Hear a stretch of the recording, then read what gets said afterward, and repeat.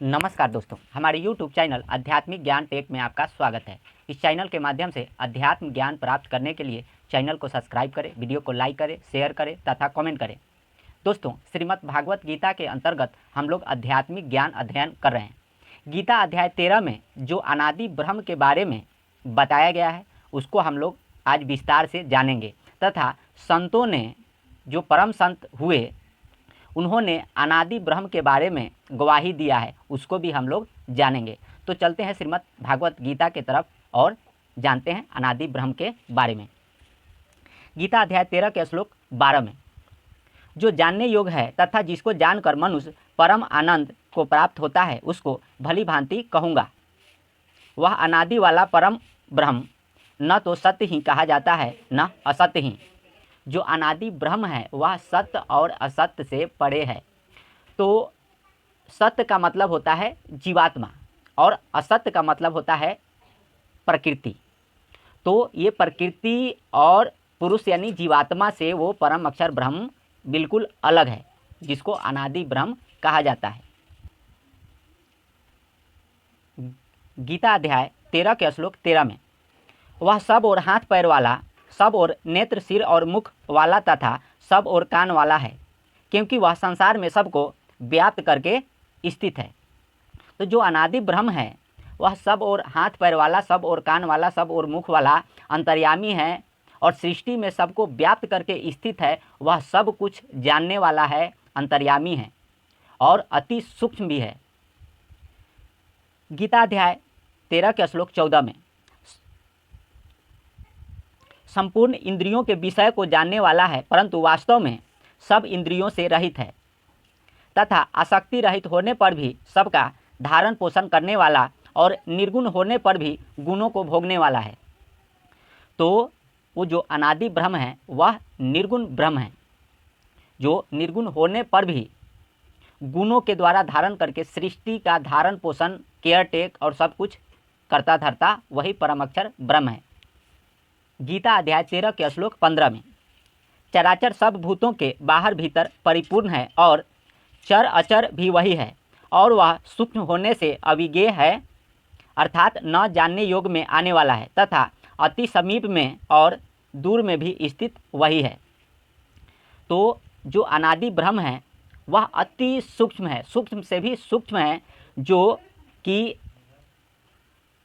मतलब कि ज्ञान इंद्रिय और कर्म इंद्रिय के द्वारा जानने में नहीं आता है। तो इतना सूक्ष्म है वो अनादि ब्रह्म और सब जगह स्थित है। गीता अध्याय 13 के श्लोक 16 में, विभाग रहित एक रूप से आकाश के सदृश परिपूर्ण होने पर भी चराचर संपूर्ण भूतों में विभक्त सा यानी अलग स्थित प्रतीत होता है तथा वह जानने योग्य परमात्मा भूतों का अधिपति होते हुए भी सृष्टि के भरण पोषण तथा खिलाने पिलाने के लिए अपने सूक्ष्म शक्ति के प्रभाव से विष्णु हो सृष्टि के जर्रे जर्रे में प्रवेश करता है। तो जो अनादि ब्रह्म है सारे सृष्टि का अधिपति होते हुए भी सृष्टि के धारण पोषण, पालन पोषण, खिलाने पिलाने के लिए वह परमात्मा विष्णु रूप से सृष्टि के जर्रे जर्रे में सूक्ष्म रूप से प्रवेश करता है। वह अनादि ब्रह्म ही है। गीता अध्याय 13 के श्लोक 17 में, वह ज्योतियों का भी ज्योति एवं माया से अत्यंत परे कहा जाता है, बोध स्वरूप, जानने के योग एवं तत्वज्ञान से प्राप्त करने योग्य है और सबके हृदय में विशेष रूप से स्थित है। तो वह जो परमात्मा है, परम अक्षर ब्रह्म है, वह ज्योतियों का भी ज्योति है। वह किसी चीज़ में ज्योति प्रकाशित कर रहा है, उस परम ब्रह्म के एनर्जी से ही ज्योति प्रकाशित हो रहा है। जैसे सूर्य भी चमक रहा है तो उस परम ब्रह्म के एनर्जी से ही चमक रहा है, तो वो अनादि ब्रह्म के द्वारा ही होता है। गीता अध्याय 13 के श्लोक 18 में, इस प्रकार क्षेत्र तथा ज्ञान और जानने योग्य परमात्मा का स्वरूप संक्षेप में कहा गया है। मेरा भक्त विज्ञान सहित तत्वज्ञान को जानकर मेरे स्वरूप को प्राप्त होते हैं। तो आध्यात्मिक साधना के द्वारा विज्ञान सहित तत्वज्ञान को जान करके जो भगवान का भक्त होता है ब्रह्म स्वरूप को प्राप्त होते हैं। गीता अध्याय 13 के श्लोक 19 में, प्रकृति और ब्रह्म पुरुष इन दोनों को ही तुम अनादि ब्रह्म से उत्पन्न जान, और राग द्वेष विकारों को तथा त्रिगुणात्मक समस्त पदार्थ को भी प्रकृति से ही उत्पन्न जान। तो राग द्वेष और त्रिगुणात्मक जितने भी पदार्थ उत्पन्न हुए हैं वह सब प्रकृति से उत्पन्न हुए हैं, और ये जो ब्रह्म और प्रकृति अनादि ब्रह्म से उत्पन्न हुए हैं। गीता अध्याय 13 के श्लोक 20 में कार्य और कारण को उत्पन्न करने में अर्थात कर्ता का धर्म उत्पन्न करने में हेतु प्रकृति कही जाती है, और जीवात्मा सुख दुखों के भोक्तापन अर्थात भोगने में हेतु कहा जाता है। तो जो जीवात्मा होता है वह प्रकृति के गुणों को धारण करके सुख दुखों का भोक्ता हो जाता है और गुणों को उल्लंघन करके सुखी होता है। गीता अध्याय 13 के श्लोक 21 में प्रकृति में स्थित ही जीवात्मा प्रकृति से उत्पन्न त्रिगुणात्मक पदार्थों को भोगता है, और इन गुणों का संग ही इस जीवात्मा के अच्छी बुरी योनियों में जन्म लेने का कारण है।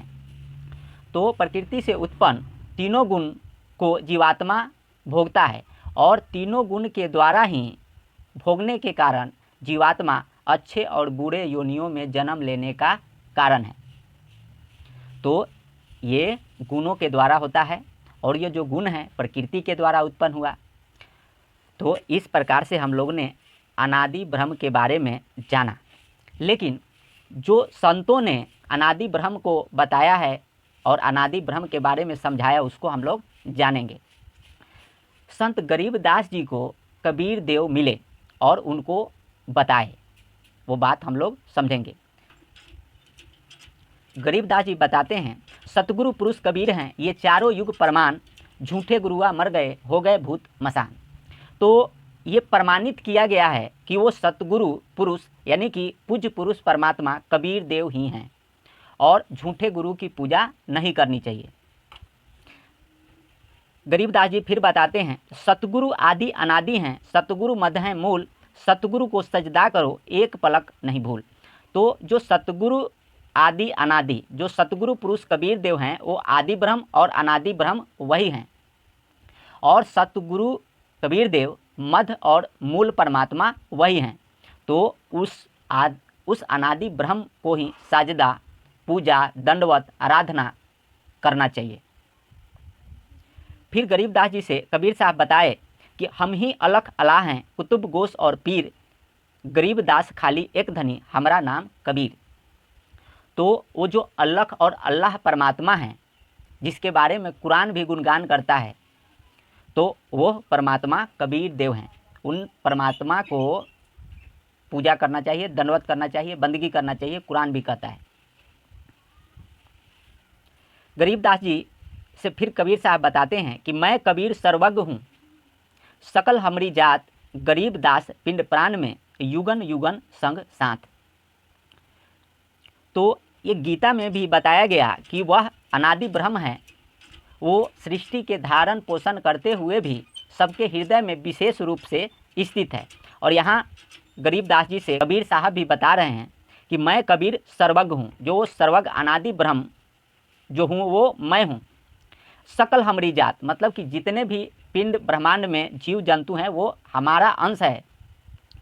गरीबदास पिंड प्राण में, पिंड मतलब इस शरीर में, जिसको इसमें पिंड का मतलब क्षेत्र बताया गया, युगन युगन संग साथ। तो वो परमात्मा युगों युगों से इस शरीर में साथ बंधे हुए हैं।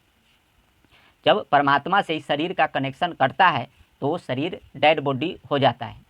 अब कबीर साहब कबीर सागर में बताए में इसमें जो अनादि ब्रह्म बताया गया है उसको अविगत ब्रह्म कहा जाता है। अविगत रूप उसको कहते हैं, जो कि इंद्रियों से परे है, अति सूक्ष्म है, न जानने योग में आने वाला है, उसको अविगत रूप कहते हैं।